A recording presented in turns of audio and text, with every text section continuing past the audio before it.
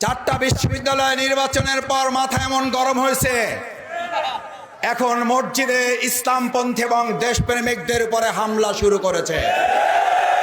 পরিষ্কার বার্তা দিতে চাই, 24 ঘন্টার মধ্যে নোয়াখালীর সন্ত্রাসীদেরকে গ্রেফতার করতে ব্যর্থ হলে পরবর্তী দায় সরকারকে নিতে হবে। উপদেষ্টা যিনি মাননীয়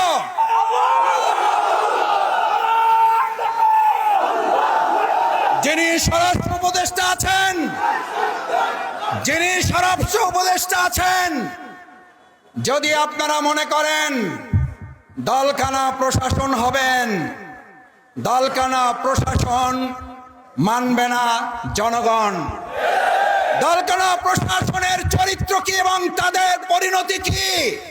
2024 সালের জুলাই আগস্টে শুধুমাত্র শেখ হাসিনার বিরুদ্ধে লড়াই হয় নাই, লড়াই হয়েছিল দলকানা প্রশাসনের বিরুদ্ধেও। শেখ হাসিনাকে দেশ ত্যাগ করার আগেও দলকানা প্রশাসনকে পিলারের খাম্বার সাথে ঝুলিয়ে রেখেছিল জনগণ। আমি সেই পরিণতির দিকে প্রশাসনকে খেয়াল করার অনুরোধ করতে চাই। নতুন করে বাংলাদেশে আর কোন দলবাজ প্রশাসন তৈরি হোক, যারা নোয়াখালী প্রকাশ্য মসজিদে কোরআন চর্চার উপর হামলা করার পর এখনো কাউকে গ্রেফতার করতে পারেন না, তারা জাতীয় নির্বাচন সুষ্ঠুভাবে করতে পারেন, দেশের মানুষ তা বিশ্বাস করে না। আপনাদের গোয়েন্দা তৎপরতা কোন জায়গায় পৌঁছেছে?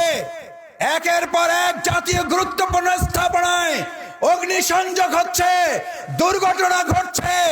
আমরা মনে করি বর্তমান সময়ে যারা আর নির্বাচনে ভালো ফল করতে পারবেন না বলে হতাশ হয়ে পড়েছেন, তারা সহ ফ্যাসিস্টদের কিছু প্রশাসনের অংশের সম্মিলিত তৎপরতায় এই কার্যক্রম হতে পারে বলে দেশবাসী মনে করে। স্পষ্ট কথা বলতে চাই, এগুলো বন্ধ করুন, না হলে আবার জুলাইয়ের মতো আমরা রাজপথে নেমে জনগণকে সাথে নিয়ে প্রতিরোধ করে তোলা হবে, প্রতিবাদের আগুন জ্বালানো হবে, জনগণের অধিকার আদায়ের জন্য আবার জীবন বাজি রাখা হবে।